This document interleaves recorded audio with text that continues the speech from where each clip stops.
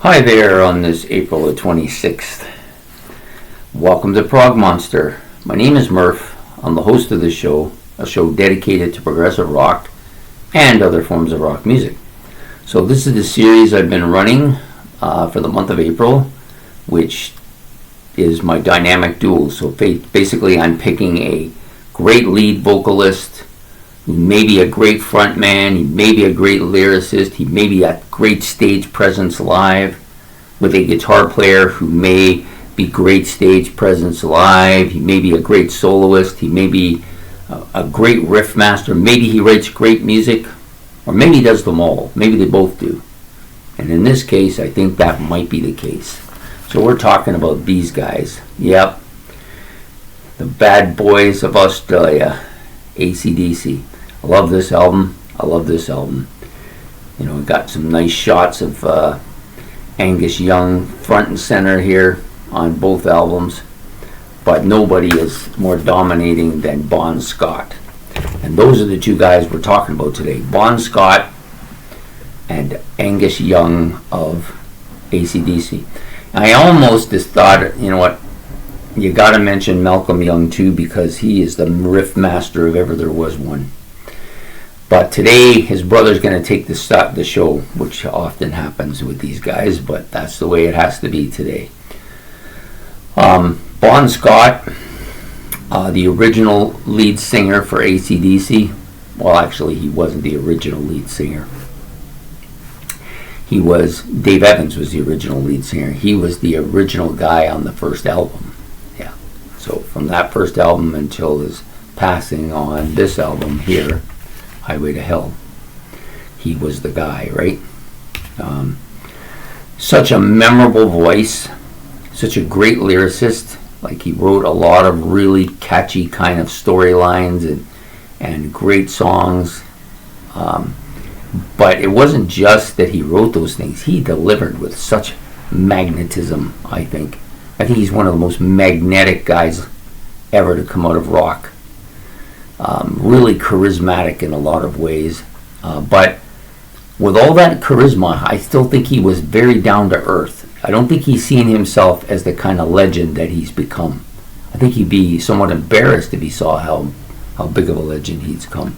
But he was a fantastic singer, delivered such memorable, iconic vocal songs, and wrote some of the best AC/DC stuff, I think. He was great live, charismatic on stage, dominating on stage. He was a party animal, I'm sure of that, but he was such a likable individual, I think, and sorely missed, I think. I don't think he can be replaced. And I really like Brian Johnson. I think he's a fantastic singer and vocalist, but I don't think he's the. I think that Bon Scott is the guy, right? I think you can't deny that. And with those bagpipes, he just brings in a whole another element to some of their songs, one of the more iconic songs, I think. And they made 5 or 6 dynamite albums together. Could have made a huge. I think their career would have been huge no matter what happened. They were going to be huge. Then you got a guitar player who's just off the charts in his antics and his ability. Even when he was first new there, and he looked like a little kid in a child's outfit, which what he was basically. But he's endured that role throughout history. I've never seen any guitar player or any rock star do that kind of head banging he has without knocking himself out. Now, this guy is the quintessential headbanger, if that's a term. If there's a headbanger in this rock world, it's Angus Young.